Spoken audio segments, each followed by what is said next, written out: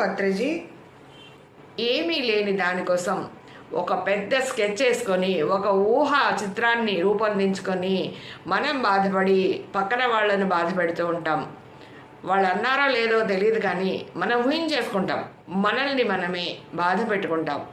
కాబట్టి ఇది ఏదైతే ఉందో ఈ మాయ పెద్ద మాయ అని ఈ గందరగోళాన్ని మనకి మనమే సృష్టించుకుంటూ ఎదుటి వారి యొక్క మాటలకు వాల్యూ ఇస్తూ మనం లొంగిపోతాం.